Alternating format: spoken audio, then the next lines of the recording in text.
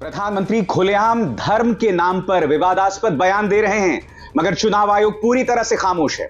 उनका ताजा बयान आपके स्क्रीन पर। कांग्रेस और डीएमके बार बार हिंदुत्व का अपमान करते हैं, लेकिन दूसरे धर्म को निशाना नहीं बनाते। सबसे पहले मैं प्रधानमंत्री से पूछना चाहूंगा, जो दूसरे धर्म का आप जिक्र कर रहे हैं, क्या वो आपके देश के नागरिक नहीं? आप उन्हें अलग क्यों कर रहे हैं भाई? और सबसे बड़ी बात, अगर राहुल गांधी ने शक्ति पर बयान दिया तो वो हिंदू धर्म के खिलाफ नहीं है। वो जिस शक्ति का जिक्र कर रहे हैं वो ईडी, सीबीआई, इनकम टैक्स और एनआईए की शक्ति है। उसका धर्म से कोई लेना देना नहीं है।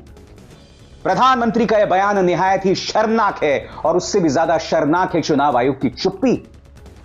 चुनाव आयोग को बिल्कुल भी शर्म नहीं आती दोस्तों। एक के बाद एक रोज पहले हिमंत बिस्व शर्मा खुलकर कांग्रेस के नेताओं की खरीद फरोख्त की बात करते हैं। उसके बाद भाजपा की सांसद और केंद्र में मंत्री शोभा करांजे जो हैं, वो कहती हैं कि तमिलनाडु से आके लोग बेंगलुरु में बम विस्फोट करते हैं, जिसके लिए वो माफी भी मांगती हैं। मगर साहब, मजाल है चुनाव आयोग कुछ भी कर पाए, और अब प्रधानमंत्री का खुलेआम ये शॉकिंग बयान। मैं आज प्रधानमंत्री से एक सवाल पूछना चाहता हूं कि क्या अब 400 सीटों को लेकर विश्वास नहीं रहा? और मैं आज आपके सामने कुछ मिसाल पेश करने वाला हूं दोस्तों। ये तस्वीर देखिए, राज ठाकरे से अमित शाह मुलाकात कर रहे हैं। भाजपा ने शिवसेना को नोच दिया। उद्धव ठाकरे जो मुख्यमंत्री थे, उन्हें वहां से हटा दिया। शिवसेना को दो फाड़ कर दिया। एकनाथ शिंदे मुख्यमंत्री हैं, मगर वहां पर भी भाजपा की भूख नहीं मिटी। फिर आपने एनसीपी को फाड़ दिया, एनसीपी को नोच दिया। मैं आपसे एक सवाल पूछना चाहता हूं, 48 सीटें जीतने के लिए आप कितने प्रयास करेंगे? आप में इस कदर आत्मविश्वास क्यों नहीं है? ऊपर से महाराष्ट्र में जो कभी नहीं हुआ, टी राजा सिंह खुलेआम घूम घूम कर भड़काऊ बयान देते रहा। मैं आपसे सवाल पूछना चाहता हूं, आपने शिवसेना को खत्म कर दिया, आपने एनसीपी को दो फाड़ कर दिया, और अब आप राज ठाकरे से भी मुलाकात कर रहे हैं। मैं ये समझना चाहता हूं कि क्या कॉन्फिडेंस की कमी है इस वक्त भारतीय जनता पार्टी में कि आपको यह सब करना पड़ रहा है? आपके नेता भड़काऊ बयान देते हैं, कोई और नहीं, स्वयं प्रधानमंत्री भड़काऊ बयान देते हैं। प्रधानमंत्री देश के प्रधानमंत्री हैं, मुखिया हैं देश के। आपको धर्म से ऊपर उठकर अपनी बात करनी होगी, मगर यह सोच देखिए, निहायत ही शॉकिंग बयान है प्रधानमंत्री का। और ऊपर से जिस तरह की जुगत महाराष्ट्र में चल रही है, अब राज ठाकरे से मुलाकात कर रहे हैं। वो राज ठाकरे जो 2019 के लोकसभा चुनावों में भाजपा को पानी पी पी कर गाली दे रहे थे, सभाएं कर रहे थे, लगातार टारगेट कर रहे थे। आज उसी राज ठाकरे का सहारा लेना पड़ रहा है, और उसकी वजह क्या मैं आपको बताता हूं। भारतीय जनता पार्टी चाहती है कि बाला साहब ठाकरे की विरासत पर किसी तरह से कब्जा हो जाए। अब हो क्या रहा है कि उद्धव ठाकरे उनके बेटे हैं, लिहाजा शिवसेना का जो पारंपरिक वोटर है, उसकी सहानुभूति काफी हद तक उद्धव ठाकरे और आदित्य ठाकरे के साथ है। मगर अगर बाला साहब ठाकरे की शख्सियत की बात करें तो उसके ज्यादा करीब राज ठाकरे हैं। उनका जो अंदाजे बयान है, वो जिस तरह से विवादास्पद बयान देते हैं, भड़काऊ बयान देते हैं, लिहाजा राज ठाकरे स्वर्गीय बाला साहब ठाकरे का जो स्टाइल था, उसके उनके करीब ज्यादा स्टाइल दिखाई देता है। यही वजह है कि अब राज ठाकरे पर जो है डोरे डाल रही है भाजपा। यही वजह है कि अमित शाह ने उनसे मुलाकात की है।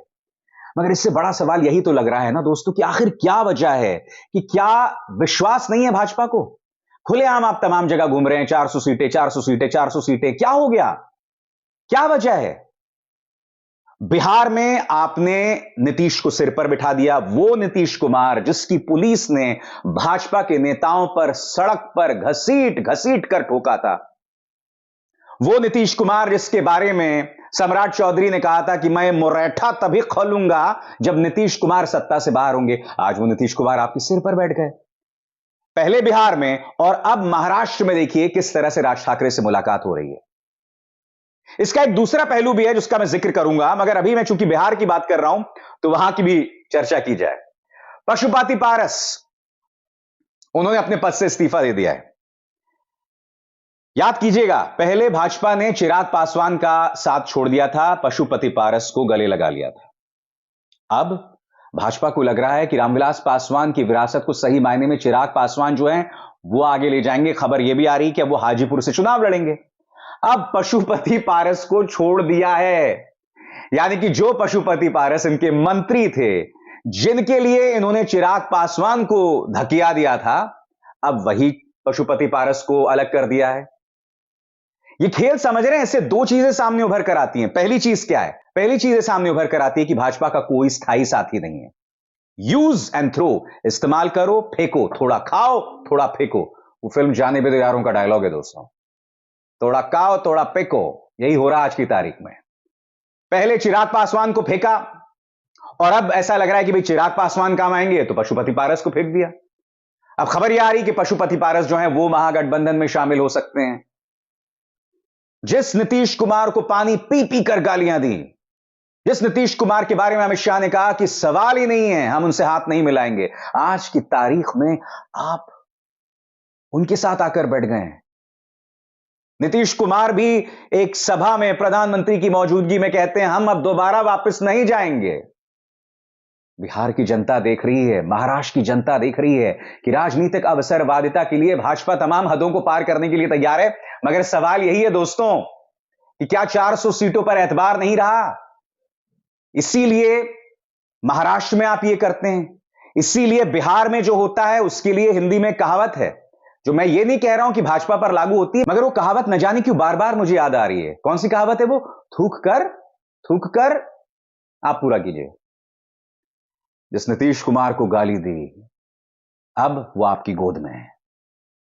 राज ठाकरे, उनसे मुलाकात की जा रही है। मैं यही तो समझना चाहता हूं कि क्या एकनाथ शिंदे, अजीत पवार, छगन भुजबल, देवेंद्र फडणवीस, इन सब पर आपका विश्वास नहीं रहा कि अब आपको एक राज ठाकरे से भी मुलाकात करनी है? और ऊपर से समानांतर तौर पर भड़काऊ बयानबाजी दी जा रही है। This is so shocking. अगर शोभा बयान दे तो बात समझ आती है, टी राजा सिंह बयान दे बात समझ आती है, हेमंत बिश्व शर्मा भी इस तरह की बयानबाजी कर रहे हैं, प्रधानमंत्री नरेंद्र मोदी ये बयान दे रहे हैं। जैसे जैसे चुनाव आ रहे हैं, प्रधानमंत्री की जुबान और एक आम कार्यकर्ता की जुबान में कोई फर्क नहीं रह गया है। चुनाव की एक गरिमा होती है। मैं ये भी नहीं कहना चाहता हूं कि यह चुनाव आयोग की अग्नि परीक्षा है, क्योंकि मैं जानता हूं चुनाव आयोग क्या करने वाला है। चुनाव आयोग कोई एक्शन नहीं लेने वाला है। और हमने देख लिया था जब लोकसभा चुनावों की घोषणा हुई थी, तब नेशनल हेराल्ड की एशली ने सीधे सवाल पूछा था कि भाई आप राहुल गांधी पर तो कार्रवाई करते हैं, मगर प्रधानमंत्री और अमित शाह जब चुनाव आचार संहिता का उल्लंघन करते हैं तब आप कोई एक्शन क्यों नहीं लेते हैं? तब इनके पास कोई जवाब नहीं था। और आपको समझना पड़ेगा क्यों, क्योंकि इनकी नौकरी भाजपा के रहमो करम की बदौलत है। एक जमाना हुआ करता था जब टीएन शेषन ये कहा करते थे कि जो भी सत्ता में सरकार है मुझ पर कोई फर्क नहीं पड़ता, क्योंकि मैं उनके रहमो करम पर नहीं हूं, मैं उन्हें कटघरे में रखूंगा। और टीएन शेषन ने बार बार किया था, लगातार किया था। इसलिए याद कीजिएगा, जब सुप्रीम कोर्ट में इस मुद्दे पर चर्चा हो रही थी चुनाव आयोग पर, क्यों कहा था chief justice of India DY Chandrachud ने कि हमें टीएन शेषन जैसे चुनाव आयुक्त चाहिए, जो इस बात को लेकर नहीं डरेंगे कि उन्हें कार्रवाई करनी है प्रधानमंत्री पर। आज की तारीख में अगर कोई अशोक लवासा प्रधानमंत्री पर कार्रवाई करने की सोचता भी है तो उसके परिवार के सदस्यों पर इनकम टैक्स की रेड मारी जाती है, पेगासस के जरिए उस पर निशाना साधा जाता है। आज प्रधानमंत्री भाषाई मर्यादाओं का उल्लंघन कर रहे हैं, पार कर रहे हैं। ये महज शुरुआत है। अभी आपको कुछ पात्रों पर निगाह लगानी होगी। ये सभी पात्र भाषाई मर्यादाओं का उल्लंघन करने वाले हैं, चाहे अनुराग ठाकुर हो, चाहे स्मृति ईरानी हो, चाहे मुख्यमंत्री आदित्यनाथ हो, चाहे अमित शाह हो। इसीलिए मैं बार बार कहता हूं दोस्तों, एक तरफ आपको वोट्स हासिल करने के लिए जनता को भड़काने की जरूरत पड़ रही है, और दूसरी तरफ आप मशीनरी का इस्तेमाल करके विपक्ष को तोड़ रहे हैं, मरोड़ रहे हैं, और तोड़ने पीटने के बाद भी आप और नई जुगत कर रहे हैं। माफ कीजिएगा, राजनीतिक नैतिकता का इससे दूर दूर तक कोई नाता नहीं है।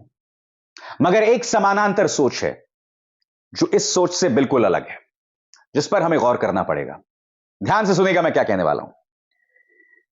दोस्तों, कहते हैं कि प्यार और जंग में सब जायज है, और यह कहा जाए कि प्यार, जंग और राजनीति में सब जायज है। भाजपा इसमें न सिर्फ विश्वास करती है बल्कि अमल भी करती है। भाजपा अपनी जीत को लेकर निश्चिंत नहीं हो जाती है, वो आखिरी मोमेंट तक लड़ती है, आखिरी लम्हे तक लड़ती है। इस कदर लड़ती है कि जैसे कि हम जानते हैं कि बिहार के चुनावों में क्या हुआ था।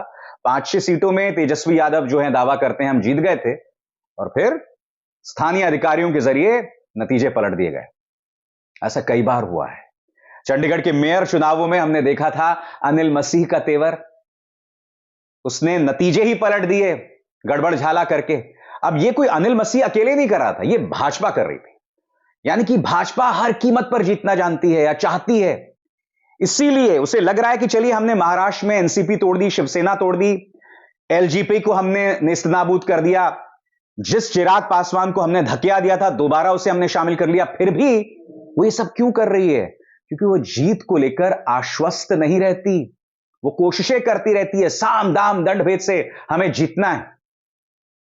भाजपा ने बेशक राजनीति को बर्बाद कर दिया है, मगर वो सबक भी दे रही है मॉडर्न राजनीति को, या राजनीति शास्त्र में नए नए अध्याय भी जोड़ रही है कि जीत के लिए हम कुछ भी करेंगे, और हो भी रहा है।